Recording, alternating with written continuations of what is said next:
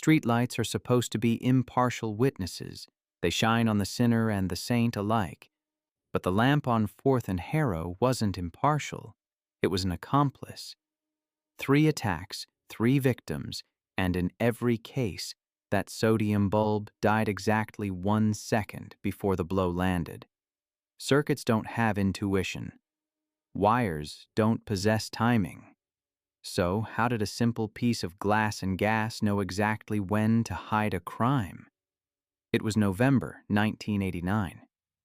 The kind of November where the rain doesn't just fall, it hangs in the air, soaking through your coat before you've even stepped off the precinct steps.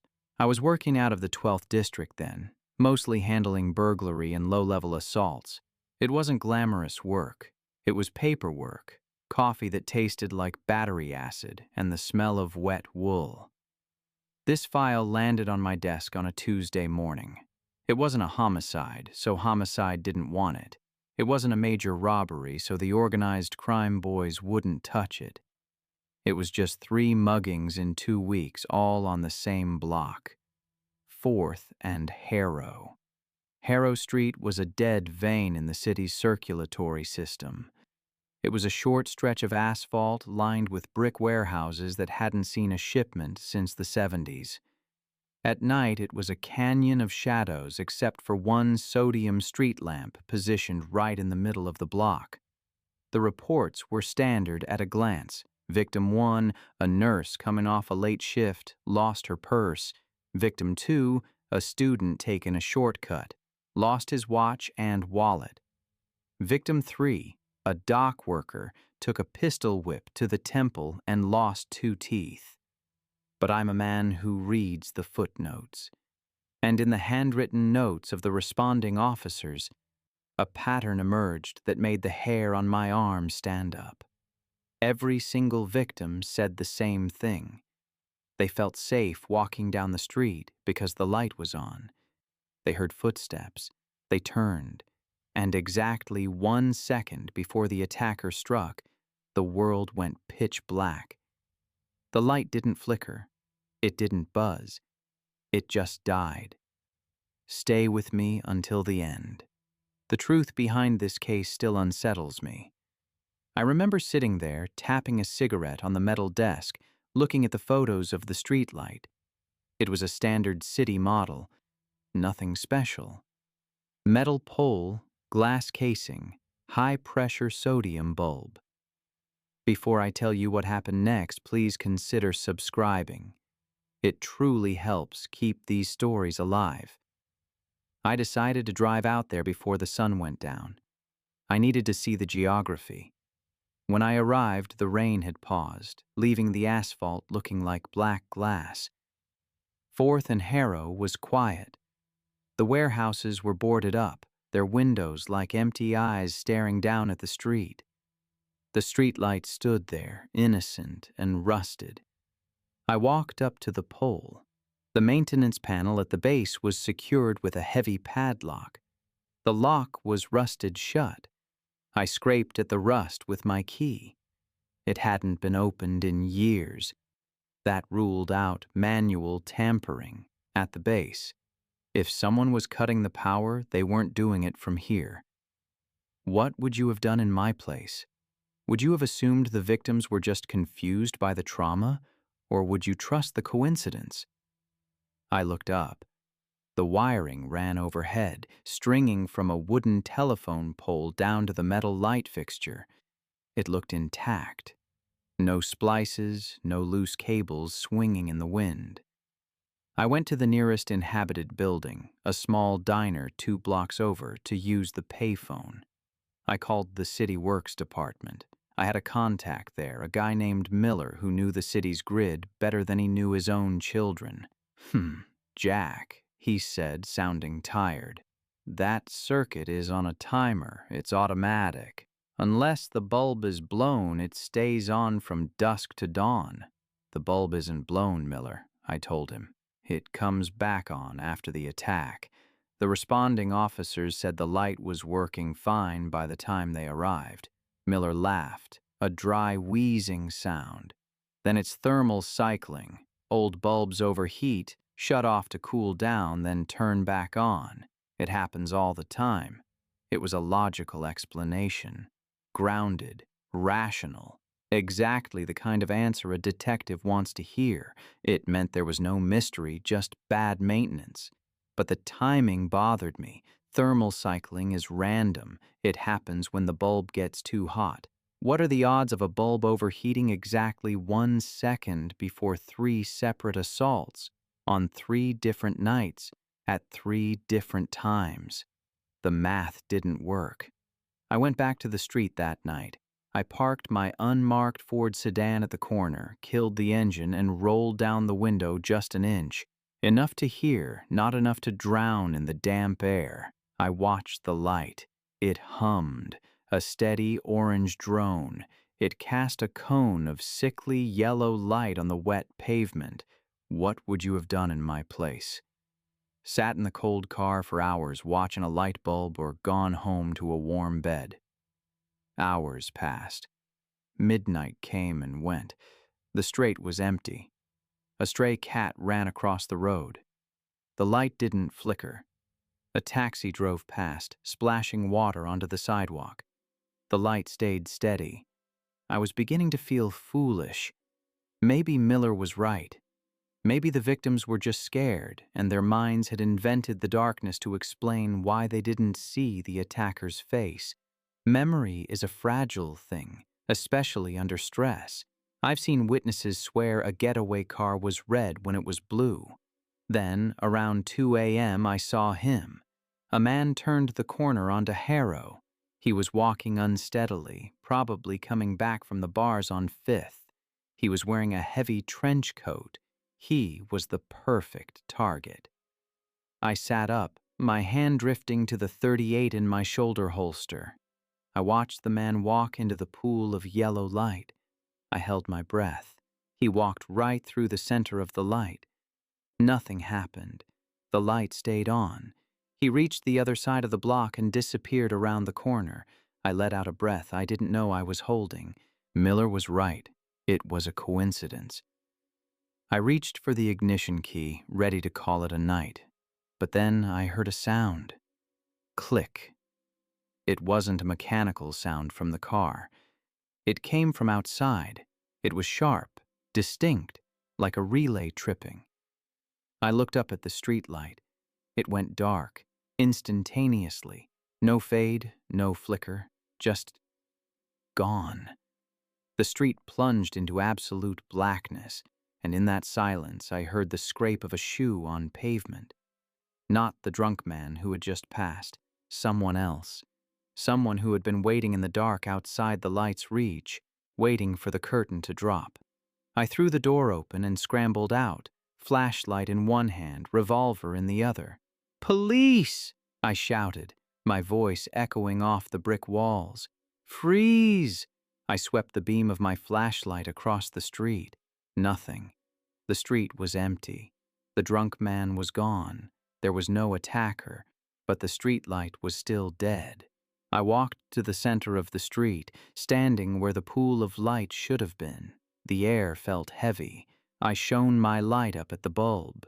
It was dark, cold-looking. And then, 5 seconds later, buzz. The light flickered and roared back to life, bathing me in that sickly yellow glow. I stood there, blinking in the sudden brightness. I felt exposed, naked. I realized then that I had made a fundamental mistake. I thought the killer was reacting to the light failing. I thought the light was broken, and the attacker was an opportunist taking advantage of the darkness. What would you have done in my place? I looked around at the silent warehouses. The light wasn't failing. It was being turned off, and whoever turned it off hadn't attacked the drunk man. Why? Because I was there? Or because the drunk man wasn't the target? I walked over to the brick wall of the nearest warehouse, the one facing the light. I ran my flashlight beam along the mortar, and there, about eye level, I saw it. A small, fresh chip in the brick, and right next to it, a smudge. I touched it with my thumb and rubbed it against my fingertips. Grease. fresh, black, industrial grease. Someone had been standing right there, leaning against the wall, watching the street. Watching me. This wasn't a malfunction. This was a hunting blind, and I had just walked right into it. The next morning, the city was gray, wrapped in a fog that smelled of diesel and damp concrete.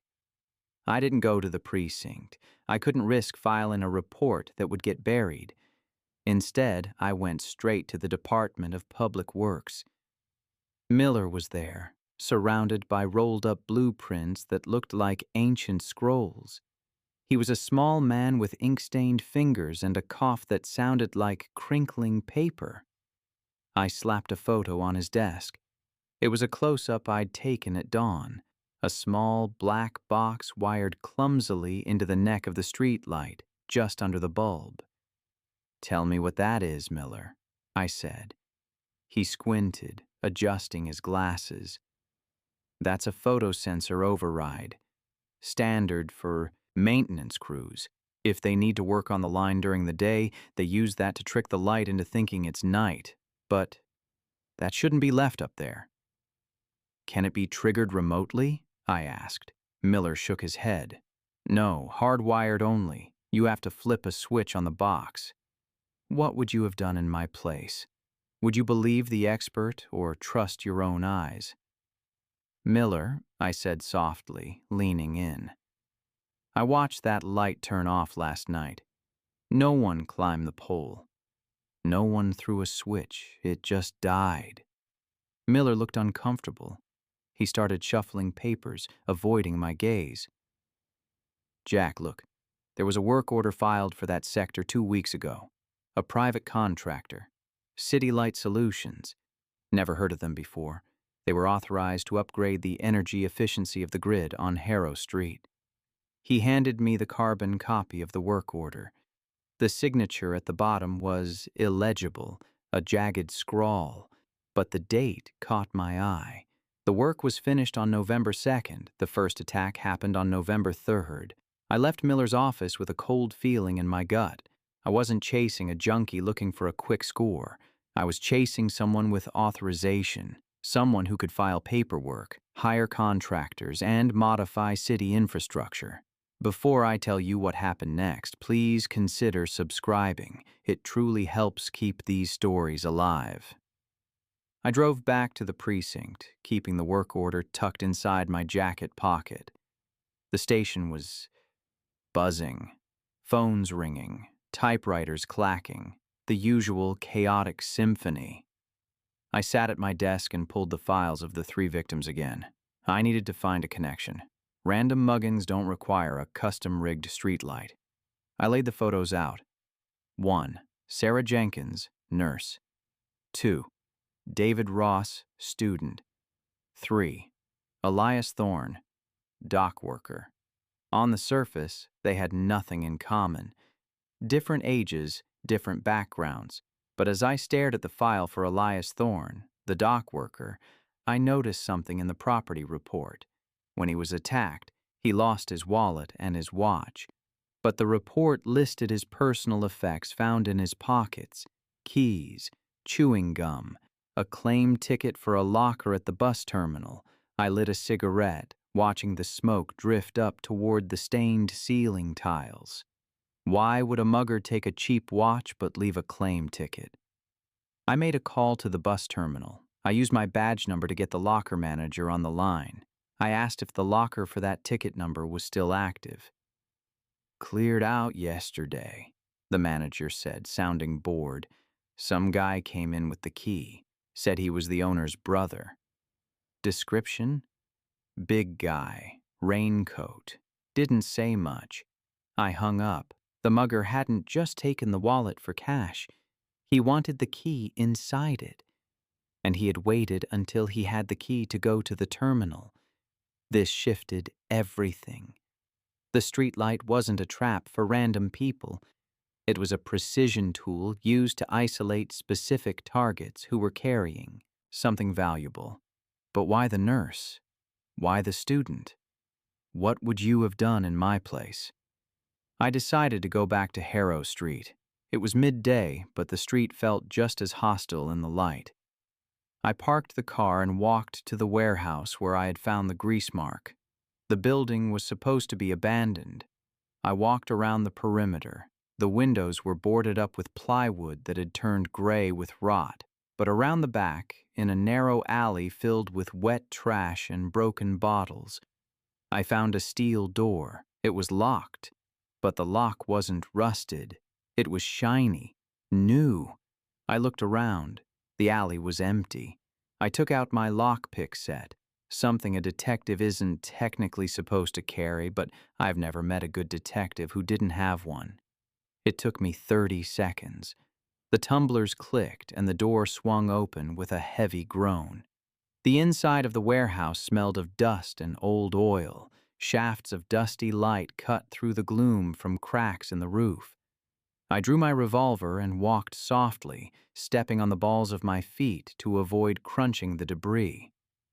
The ground floor was empty, just vast open space, but in the center of the room there was a metal staircase spiraling up to a catwalk.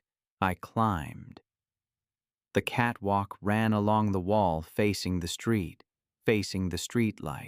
and there, set up on a small table near a ventilation slat, was a chair. I walked over to it. On the table sat a pair of high-powered binoculars and a heavy black box with a single red button and a small antenna. My heart hammered against my ribs. This was it, the control center. I looked through the ventilation slat. It offered a perfect view of the street below.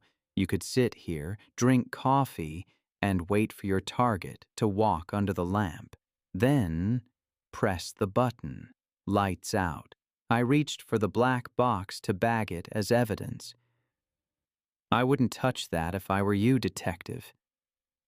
The voice came from the shadows at the far end of the catwalk. It was calm, smooth, and terrified me more than a scream would have. I spun around, leveling my gun. A man stepped out of the dark. He was wearing a gray suit that looked expensive, but his shoes were scuffed. He held his hands up, but his expression was bored. "Who are you?" I demanded. "Private security," he said. He didn't offer a name. "We were hired to monitor the area, prevent theft from the warehouse." "By rigging a city streetlight to blind people so they can be assaulted?" I asked, keeping my aim steady on his chest. He smiled, a thin, humorless expression. "We don't assault anyone, detective. We just control the environment. What happens in the dark, that's variable." "Variable?" I took a step forward. 3 people were beaten. "Collateral," he said. "Listen, Jack." He knew my name. That was the moment the air left the room. "You're a good cop," he continued, lowering his hands slowly. "But you're looking at a puzzle piece and thinking it's the whole picture. Walk away. Go back to the 12th. File it as unsolved. It's better for your pension." "Turn around," I said, my finger tightening on the trigger. "You're under arrest." He chuckled. "For what? Sitting in a private building? That box isn't a weapon. It's a garage door opener modified for a specific frequency. It's not illegal to own.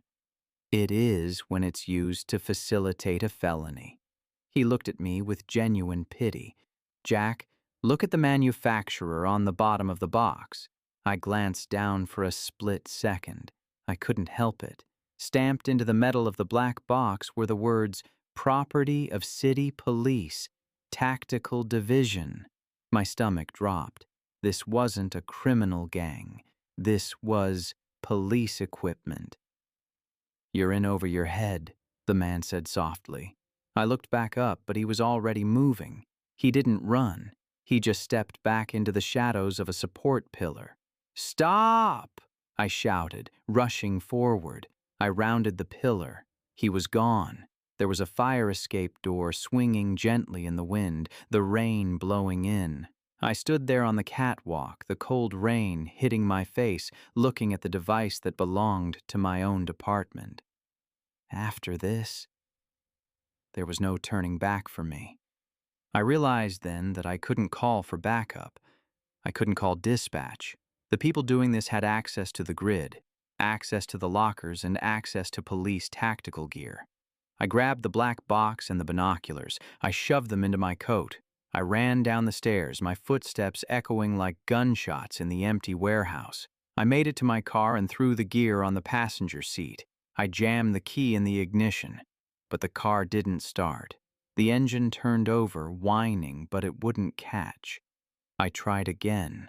Whir, whir, click. I slammed my hand against the steering wheel. I looked in the rearview mirror. A black sedan had pulled up behind me, blocking the exit of the alley. 2 men in raincoats were getting out. They weren't rushing. They were walking with the casual confidence of men who know the trap is already shut. I locked my doors. I checked my revolver. 6 rounds. I looked at the streetlight control box on the seat next to me. If they controlled the light, maybe I could control the dark. The rain was drumming on the roof of my Ford, a steady, hypnotic rhythm that masked the sound of footsteps approaching from the rear. I had 2 men behind me, a dead engine, and a plastic box in my hand that controlled a single light bulb. It wasn't much of a weapon, but in a city built on shadows, light, or the absence of it, is the only ammunition that matters. What would you have done? Surrendered? Hoped they just wanted to talk? I watched them in the rearview mirror. They were 10 feet away. I saw the glint of metal in the hand of the man on the left. A silencer. These weren't beat cops coming to write a ticket. They were cleaners. I gripped the black box. My thumb hovered over the red button. I waited. 9 feet. 8 feet. I didn't look at the box. I looked at the street lamp reflecting in the wet. Pavement ahead of me. It was the only source of illumination in the alley. If it went out, we'd all be blind. Click. I pressed the button. The world instantly vanished. The alley went pitch black. I didn't wait for my eyes to adjust. I threw my body against the passenger door, tumbling out onto the wet asphalt. I rolled, scraping my hands on the grit, and scrambled behind a stack of rotting wooden pallets. "Hold it!" a voice shouted. Not the smooth voice from the warehouse, but a rougher, edgier one. A flashlight beam sliced through the darkness, cutting right through the space where my head had been a second ago. Phut, phut. 2 rounds hit the pavement, sparking off the stone. I didn't fire back. A gunfight in a blind alley is a coin toss, and I've never been lucky with money. Instead, I crawled. I moved through the slush and garbage, using the heavy rain to mask the sound of my movement. I knew the geography of this district better than they did. There was a drainage gap in the fence at the end of the alley.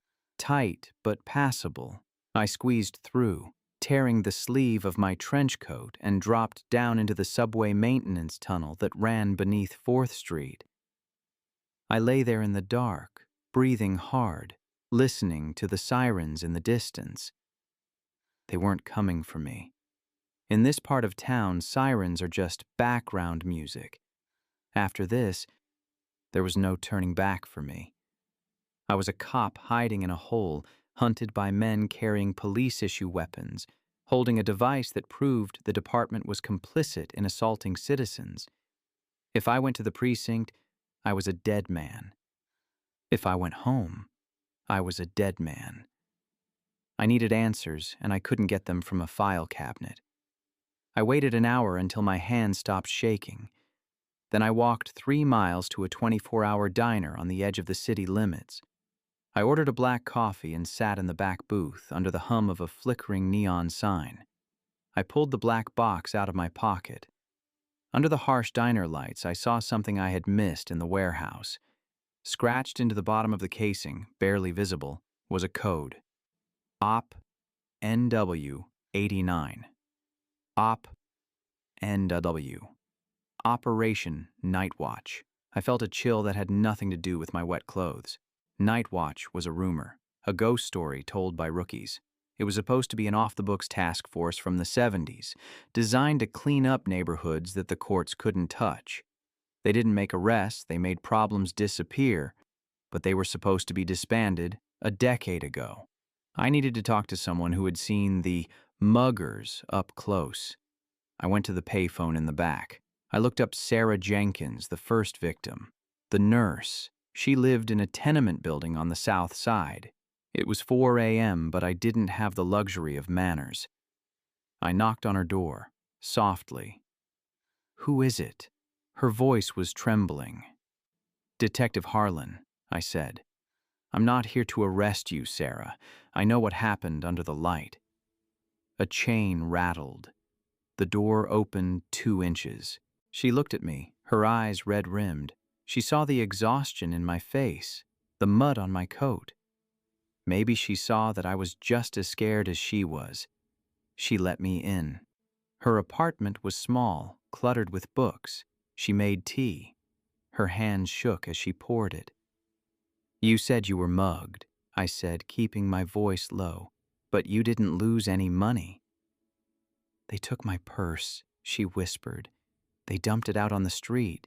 They went through everything, the lining, the pockets, my compact mirror." "What were they looking for, Sarah?" She looked down at her hands. "I don't know. The man, the one who hit me, he kept asking, 'Where's the canister? Where's the roll?' The roll? Like film, a roll of film." I sat back. "You're a nurse. Why would they think you had film?" "I don't know. I was just walking home from the clinic. I took the shortcut past the old warehouse." "The warehouse on Harrow?" "Yes. I saw a van there. Some men were loading boxes. One of them dropped a box. It broke open. I saw—" She paused, swallowing hard. "I saw guns, lots of them, automatic rifles. I stopped for a second, just surprised. Then I kept walking. It clicked. The logic finally fell into place. The streetlight wasn't a trap for random victims. It was a security checkpoint. The gang, or the unit, Night Watch, was using the warehouse to move illegal weapons. Anyone who walked past during a transfer was a potential witness. They couldn't just shoot everyone who walked by. That would draw too much attention. So they rigged the light. They waited for the pedestrian to walk under the lamp. They cut the light. In the confusion of the sudden darkness, they assaulted the person, not to rob them, but to search them. To make sure they hadn't taken a photo, to make sure they weren't wearing a wire, to scare them into silence. The mugging was a cover for a counterintelligence search. What would you have done in my place? Would you have told her the truth? That the police were the ones doing this? "Sarah," I said, "you need to leave town. Tonight. Go to your sister's in Ohio. Do not tell anyone where you're going." "Why?" "Because the people looking for that film aren't criminals. They're cops." She went pale. I stood up to leave, but then she grabbed my arm. "Detective," she said. "The student. The boy who was attacked after me. David Ross?" "Yes, I treated him. He came to my clinic 2 days later for his stitches. He told me something." "What?" "He said he did have a camera. He was a photography student. He was taking pictures of the fog that night." My heart stopped. "Did they find the camera?" I asked. "No," she said. "He told me he heard them coming. When the lights went out, he threw the camera into the storm drain before they grabbed him. He thought they just wanted his wallet. The camera was still there, in the drain, on Harrow Street. If the film survived the water, it had the faces of the men moving the guns. It had the proof I needed to take down Night Watch. But there was a problem. To get it, I had to go back to 4th and Harrow, back to the kill zone. I looked at my watch. 5:15 a.m. The sun would be up in an hour. The street light would turn off automatically at dawn. I had to get there before the light went out. Because once the sun came up, the shadows would disappear, but so would my cover. and if Night Watch was monitoring the street, they'd see a retired detective fishing in a sewer grate. I thanked Sarah and ran out into the rain. I needed a crowbar, and I needed to be faster than the sunrise. But as I drove my sputtering car toward Harrow Street, I noticed something in the rearview mirror. Not a black sedan this time. A police cruiser. Silent. No lights, just following me, matching my turns, block for block. They weren't hiding anymore.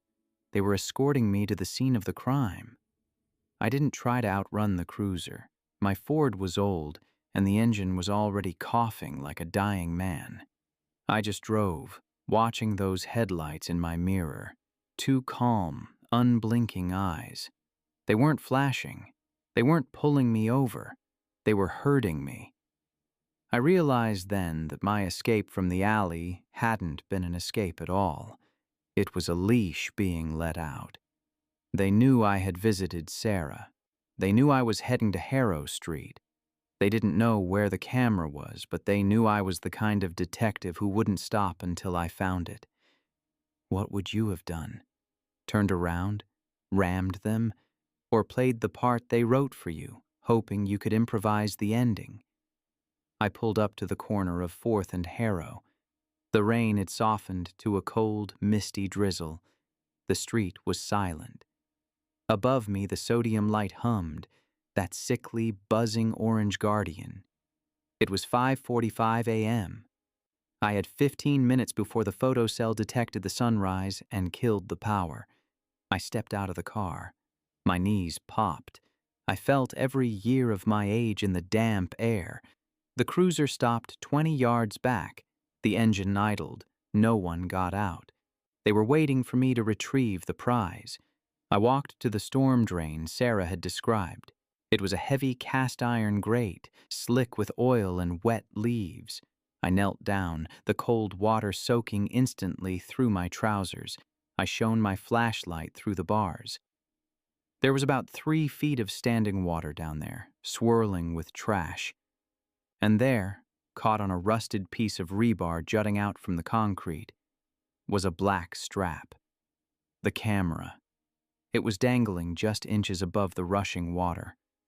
One heavy rain, one shift in the current, and it would be gone forever. I needed to lift the grate. I hooked my fingers through the iron slats and pulled. It didn't budge. Decades of road tar and rust had welded it shut. I stood up, panting, and looked back at the cruiser. The silhouette of the driver was motionless. I went to my trunk and grabbed the tire iron. I jammed it into the gap of the grate and leaned my entire weight on it. Metal shrieked against stone. A spark flew, sizzling in the rain. Creak. The grate lifted 2 inches, enough to get a hand in, but not enough to reach the strap. I was going to have to break my arm or break the grate.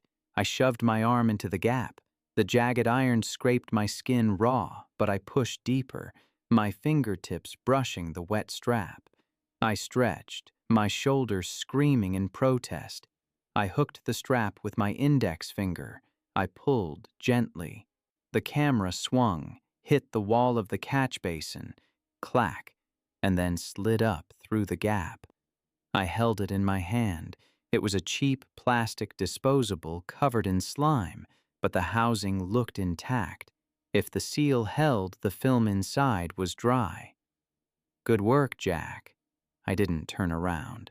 I knew that voice. It was the man from the warehouse, the man in the gray suit. I stood up slowly, clutching the camera to my chest. I turned. He was standing 10 feet away, holding a pistol. Not a police-issue revolver, but a sleek 9mm automatic. He looked fresh, rested. His shoes were polished. "You're predictable," he said, stepping into the cone of yellow light under the street lamp. "That's why you were a good detective. You follow the lines. We just had to draw them for you." "You let me go," I said, my voice rasping. "In the alley, you could have killed me." "We needed the film," he shrugged. "We tore that student's apartment apart." We searched the nurse. We couldn't find it, but we knew if we pressured you, you'd find the loose thread and pull it." He held out his hand, palm up, expectant. "Give it to me, Jack. Then you get in your car, you drive away, and you enjoy your retirement. Truly." After this, there was no turning back for me. I looked at the camera. I looked at the gun. "It contains faces, doesn't it?" I asked. "Not just the grunts moving the guns, but the buyers. Maybe even the brass authorizing the sale." His smile tightened. "It contains things that are above your pay grade. Hand it over." I took a step back. My heel hit the curb. Behind me was the open storm drain. "If you shoot me," I said calmly, "my body goes backward. I fall. The camera goes into the water. The current is strong today. It'll be in the river in 10 minutes. He paused. The gun didn't waver, but his eyes narrowed. He did the math. He knew I was right. "You're bluffing," he said. "I'm a tired old man with a tire iron and a piece of plastic," I said. "I have nothing left to lose." "Do you?" We stood there in the stalemate. The rain dripped from the brim of his hat. The hum of the streetlight seemed to get louder, an angry electrical buzz drilling into my skull. I needed a distraction. I needed a miracle, but I didn't believe in miracles. I believed in mechanics. I shifted my grip on the tire iron in my left hand. I still had the black control box in my pocket, but I couldn't reach it without getting shot. "You can't win this, Jack," he said, taking a slow step forward. "Even if you leave here, who are you going to tell? The commissioner?" He signed the work order for the lights. That hit me like a physical blow. The commissioner. The rot didn't just go to the tactical unit, it went to the top. That's why they felt safe using police equipment. "I'm not going to tell the commissioner," I said. I looked up at the streetlight. "I'm going to tell the city." I dropped the tire iron. It clanged loudly on the pavement. He flinched just for a fraction of a second, his eyes darting to the noise. In that microsecond, I didn't reach for my gun. I reached into my pocket and jammed my thumb down on the red button of the control box. Click. The streetlight died. The world went black. But this time I didn't freeze. I knew exactly where he was. I had memorized his position in the light. I dove to the right, hitting the wet asphalt hard. Bang! Bang! 2 muzzle flashes lit up the dark like strobe lights, blindingly bright. The bullets chipped the brick wall where I had been standing. I rolled, scrambling behind the engine block of my car. "You think the dark helps you?" he shouted, his voice echoing. "We own the dark." "Not this time," I whispered. I wasn't trying to hide. I was waiting. Because earlier that morning, when I called Miller at the Department of Public Works, I didn't just ask him for information. I asked him to do something. I asked him to watch the grid for 4th and Harrow. I told him, if that circuit breaks manually before sunrise, override the safety protocols. It was a gamble. I didn't know if Miller had the guts to do it. But then I heard a sound. A deep, mechanical, thrumming vibration that shook the pavement under my chest. The street light above us didn't just turn back on, it exploded with light. Not the normal 60-cycle hum. The bulb surged with double the voltage. It flared a brilliant, blinding white, brighter than magnesium. And it wasn't just that lamp. Every street light on the block, lights that had been dead for years, lights down the alley, lights on the parallel street, they all surged at once. Pop, hiss. Sparks rained down like fireworks. The overload was frying the transformers. It was a cascade failure, loud and violent. The man in the suit screamed, covering his eyes. He was wearing night vision contacts or glasses, something to help him see in the dark. The sudden flare of million-candle power light must have been like staring into the sun. He staggered back, firing wildly into the air. I stayed low, shielding my eyes.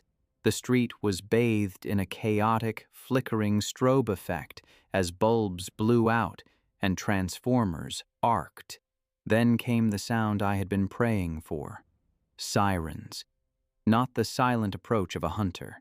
The wailing, screaming chorus of the fire department and the authentic patrol units responding to a massive electrical hazard and shots fired. Miller had done it. He hadn't just turned the lights on, he'd created a citywide emergency right on top of us. The man in the suit heard them too. He lowered his gun, blinking tears out of his eyes, trying to regain his vision. He looked at me, then at the approaching lights of the fire trucks turning the corner. He knew it was over. He couldn't explain a dead body, a shootout, and a rogue operation to a dozen firefighters and beat cops. The shadows were gone. He spat on the ground. "This isn't over, Harlan." He turned and ran, disappearing into the alley, scrambling into the darkness that was rapidly retreating from the fires starting on the utility poles. I didn't chase him. I couldn't. I sat there on the wet curb, the plastic camera gripped so tightly in my hand that my knuckles were white. The first fire truck pulled up, its red lights mixing with the dying sparks of the street lamps. A firefighter jumped out, looking at me. A soaked, bleeding old man sitting next to a storm drain. "You okay, Pops?" he yelled over the roar of the engine. I looked at the camera. I looked at the shattered bulb of the streetlight that had watched over 3 crimes. "Yeah," I said, my voice barely a whisper. "I think the lights are finally on." I slipped the camera into my inside pocket, right next to my heart. I didn't stay to give a statement that morning. When the fire chief started shouting orders and the first patrol cars rolled up with their lights flashing, I slipped away into the smoke. I was just another shadow in a chaotic dawn. I drove straight to a 24-hour photo lab on the outskirts of the city. I didn't trust the police lab. I sat in my car, wet and shivering, waiting for the open sign to flicker on.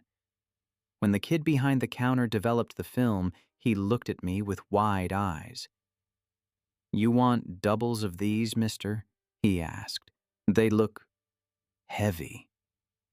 I looked at the negatives, holding them up to the fluorescent light.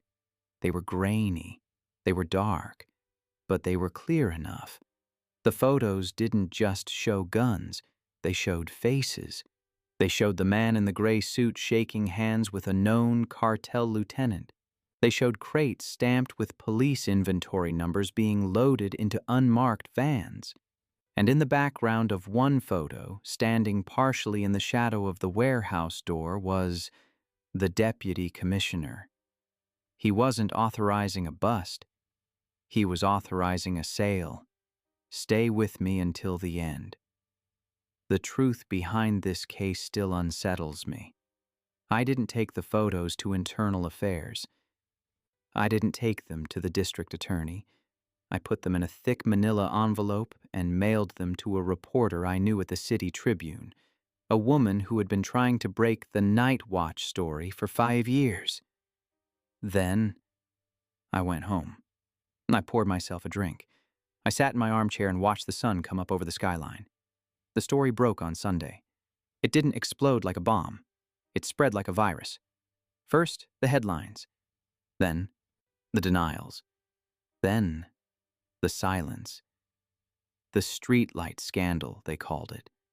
The idea that the police had weaponized the city's infrastructure against its own citizens captured the public's imagination.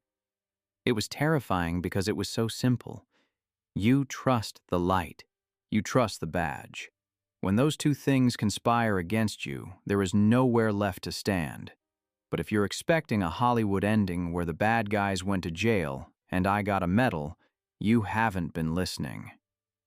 The deputy commissioner resigned. Due to sudden health complications, he moved to a nice estate in Florida. He never spent a day in a cell. The man in the gray suit, he vanished. No name, no record. He was a ghost before I met him, and he returned to the ether. The only people who paid the price were the low-level grunts, the drivers, the warehouse guards. They took the fall, they went to prison. The system protected its head by cutting off its tail. As for me, I walked into the precinct the following Monday. The silence in the bullpen was deafening. No one looked me in the eye. Some of them knew what I had done. Some of them probably respected it. Others, the ones who had benefited from the overtime and the seizures, hated me for it. I put my badge and my gun on the captain's desk. "I'm done," I said. He didn't argue. He just opened a drawer and handed me a form. "Sign here, Jack. Full pension. Just don't talk to the press anymore." I signed. I walked out. I never stepped foot in a police station again. What would you have done? Would you have stayed, tried to change it from the inside, or would you have walked away, knowing the rot was too deep? Miller, my contact at the City Works Department, was quietly transferred to sanitation. We met for a beer a year later. He looked lighter, happier. They replaced the light, he told me, on Harrow Street, took down the whole pole, put up one of those new concrete ones. "Did they find the box?" I asked.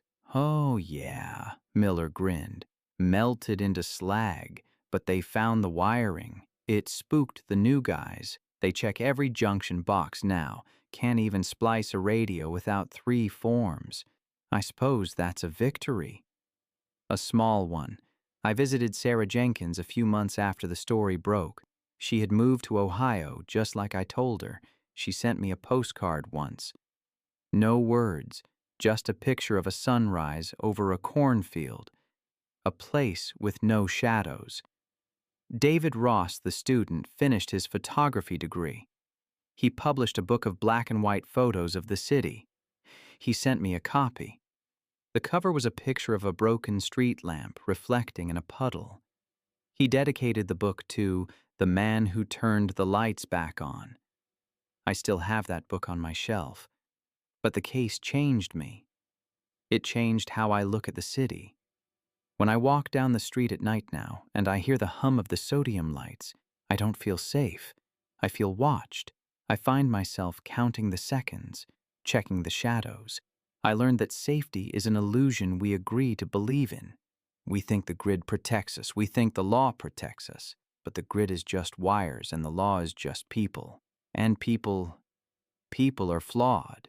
Sometimes, late at night, I drive past 4th and Harrow. The warehouses are gone now, replaced by lofts and coffee shops. The street is bright, lit by white LEDs that leave no room for secrets. It looks clean, it looks safe.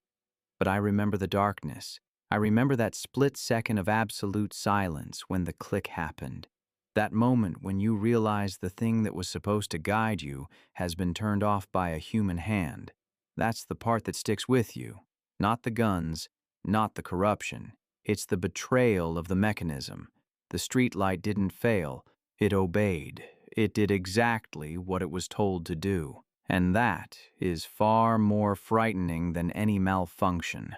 I'm an old man now. My badge is in a drawer, gathering dust. The city has moved on. New crimes, new technologies. They have cameras everywhere now. We are watched 24 hours a day for our protection. But sometimes, when a light flickers in my apartment or a street lamp buzzes and dies as I walk under it, my hand still goes to my hip, reaching for a gun that isn't there. I stop. I listen. I wait for the footsteps in the dark.